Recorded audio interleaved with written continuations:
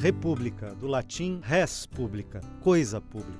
Proclamada no Brasil em 1889, pôs fim ao Império, implantou o federalismo, descentralizando o poder e dando autonomia relativa aos estados e municípios. Instituiu o sistema presidencialista, as eleições, a independência dos poderes executivo, legislativo e judiciário e a separação entre Estado e Igreja. Ao longo da história, às custas de muitos conflitos e muitas vidas, e ainda com interrupções causadas pela Era Vargas e depois pela ditadura militar, a República Federativa do Brasil foi se consolidando. Com o processo de redemocratização do país, a partir de 1985, ganhou o nome de Nova República e colocou em prática o período mais longo de democracia representativa vivido pelo país. Muito se avançou nesses exatos 30 anos da redemocratização, mas muitos problemas na estrutura do Estado e nas práticas políticas também são visíveis. Vivemos hoje um momento ímpar de crise política e institucional. É preciso superar a crise, aprofundar a democracia e evitar retrocessos. Esse é o debate que começa agora no Melhor e Mais Justo. Olá, o Melhor e Mais Justo de hoje fala sobre o atual cenário político, econômico e social do Brasil.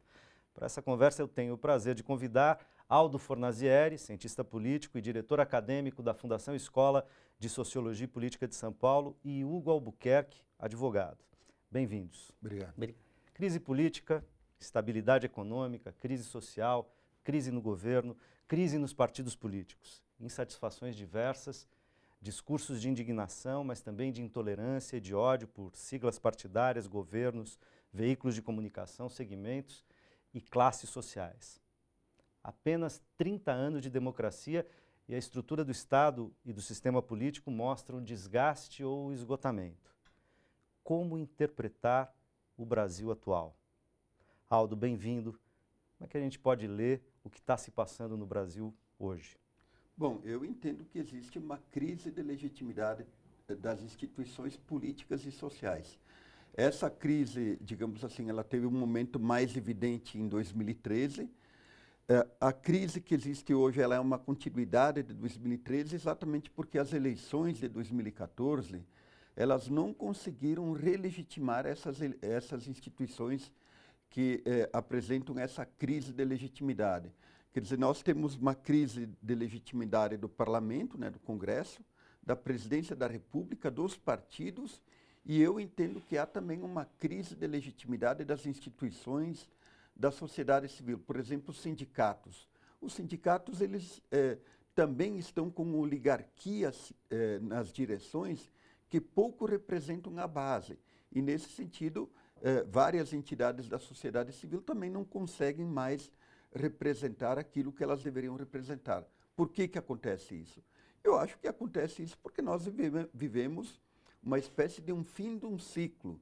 Quer dizer, esse ciclo ele se esgotou primeiro politicamente e, em segundo lugar, também do ponto de vista no modelo econômico que vem sendo implementado para o Brasil. As eleições de 2014 não conseguiram apontar para o futuro. As duas principais candidaturas elas não apresentaram uma nova visão estratégica do país, e nesse sentido vejo o seguinte, Luiz, para que haja, digamos assim, um ânimo social, os partidos, os representantes políticos e assim por diante, eles devem gerar esperanças novas em relação ao futuro. E na medida em que há uma paralisia econômica e uma falta de um discurso político que aponte aquilo que o pensador Gramsci chamava de fantasia concreta, nós vivemos essa crise de representação. Inclusive, enquanto houver esse tensionamento entre Congresso e Executivo, criar essa fantasia concreta parece complicado, né? Porque, inclusive, a própria base aliada do governo e o governo vivem momentos muito tensionados, tá certo? Vivem, mas aí existem interesses diferentes, quer dizer, aparentemente o PMDB ele percebe que o ciclo do PT está se esgotando e, nesse sentido, ele mantém uma posição ambígua em relação ao governo. Eu acho que o PT e o governo cometeram um erro na disputa da Câmara dos Deputados. Eles deveriam, desde o início, ter feito um acordo com o PMDB em torno de um candidato comum. foram para o embate e permitiram que uma pessoa, digamos assim, que tem várias críticas ao governo, se elegesse presidente da Câmara, criando uma série de tensões entre o Executivo e o Legislativo. E o próprio fato de que a Dilma assume o segundo mandato enfraquecida politicamente, isso, de certa forma, deslocou o centro do poder da presidência da República, que sempre foi forte, né? Quer dizer, desde a Constituição de 2008, nós tivemos, de 1988, nós tivemos a presidência da República como centro do poder no Brasil, mas agora mudou. Quer dizer, aparentemente quem está dando as cartas do jogo político é o Congresso. Hugo, como é que você interpreta esse momento? Olha, de um modo mais geral, eu veria que a atual crise ela é fruto, de certa medida, um fruto paradoxal dos avanços dos últimos anos. O Brasil, do ponto de vista socioeconômico e até antropológico, se transformou brutalmente em muito pouco tempo. A partir daí, as instituições que já tinham limitações há 10, 15 anos atrás, passaram a ser um cobertor cada vez mais curto. E aí, vários problemas, como do próprio presidencialismo de coalizão, que o Aldo colocou muito bem, eles chegaram no limite. Eles sempre foram limitados, mas no momento em que a sociedade brasileira ela avança, e quando ela avança, ela também tem novos problemas, porque, como nos ensinou Marx, as necessidades humanas elas são cumulativas e irreversíveis. Quer dizer, quando a história avança, não significa que as pessoas, pronto, agora eu como, eu estou satisfeito. Você tem uma nova problemática social, você tem uma nova problemática política. E a partir daí, quando você tem essa mesma problemática, a reação em relação a essa ascensão social que está posta, as novas necessidades daqueles pobres, daqueles trabalhadores que passaram a ter a possibilidade de se alimentar bem, de comprar roupa, ir ao restaurante, viajar de avião.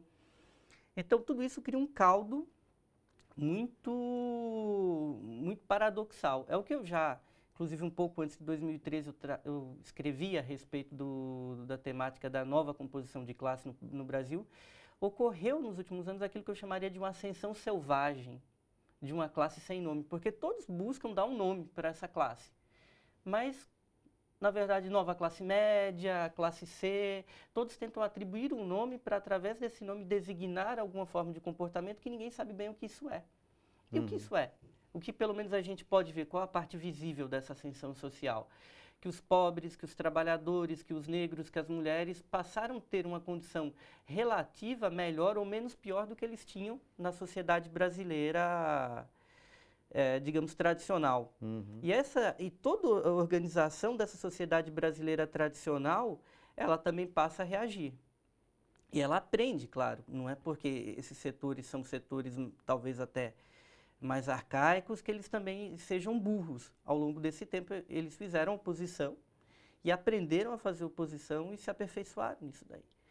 E nós temos uma crise que eu veria, sobretudo, no início do governo da presidenta Dilma, quando a presidenta Dilma... Desse segundo mandato? Eu diria do primeiro já. Do primeiro mandato. Quando ela, no momento que talvez o Brasil precisasse de mais política, ela assume a presidência e tem uma visão gerencial.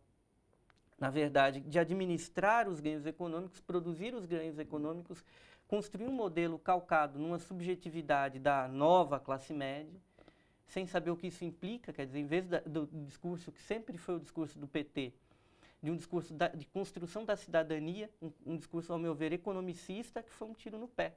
Porque se construiu, se buscou adequar essa ascensão social selvagem, essa ascensão social extremamente complexa e, em certa medida, caótica, por meio de um paradigma ultrapassado, que é o da classe média, sendo que a própria classe média brasileira sempre viveu em crise. E o PT, ele próprio, nasceu da crise da classe média no final dos anos 70. Uma classe média que já falava, olha, esse modelo de sociedade aqui tem que ser outro. É preciso democratizar a política, é preciso democratizar a economia. Esta condição subjetiva, porque uma classe social não é uma mera condição objetiva na estrutura produtiva, na estrutura social, é também uma subjetividade. É também, e muitas vezes, principalmente. Principalmente, né? Eu acho que mais e mais principalmente. E isso já nasceu dessa problemática, mas talvez a Dilma tenha, e os seus estrategistas mais próximos, ou próprio ex-presidente do IPEA, o Marcelo Neri, tem feito uma leitura equivocada dessa ascensão social. Todos aqui vão ascender e ir em direção a uma grande classe média. Só que essa classe média já se problematizava várias décadas antes.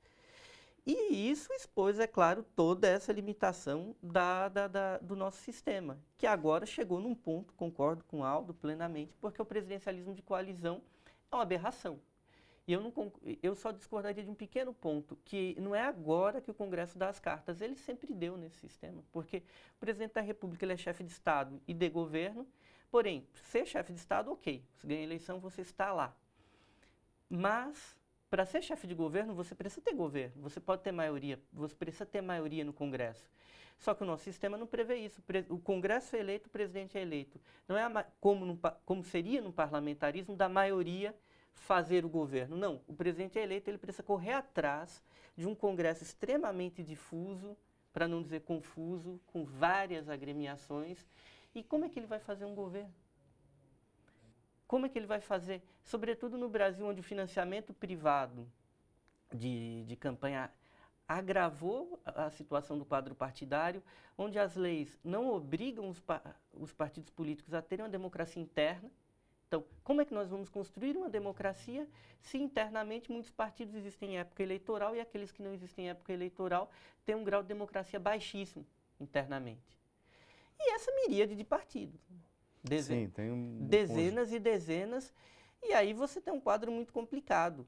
A presidenta cometeu um erro na montagem ministerial, que agora aos poucos ela está tentando desfazer. Acho que é uma boa indicação do filósofo Renato Giannini Ribeiro, agora para o Ministério da Educação.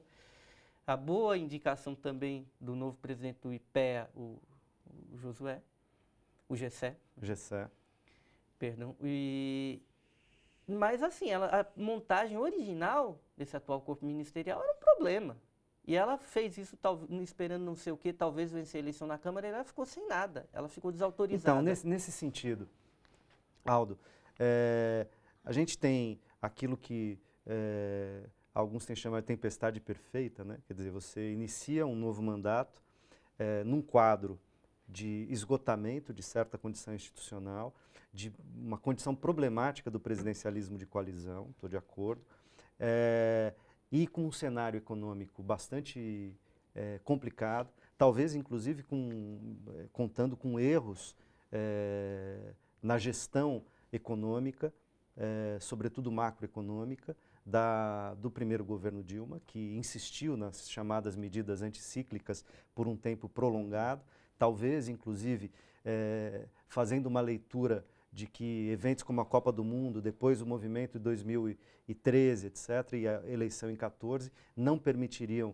digamos, uma inflexão para corrigir rotas em termos fiscais, por exemplo, no governo, e ao postergar isso, a conta se apresentou muito rapidamente nesse momento, né, com crescimento 0,1 de PIB, com um cenário de recessão para 2015, né, associado às questões políticas estruturais do governo e aquelas conjunturais das relações com o Congresso e das ruas, parece que nós temos um cenário, um caldo difícil a ser atravessado. Como é que a gente pensa em atravessar esse momento? Quer dizer, na opinião de vocês, o que a gente tem que fazer para ir adiante, conseguir superar, gerar algum nível de governabilidade para poder superar essa instância e talvez trabalhar no campo das reformas ou dos avanços necessários para o país, né?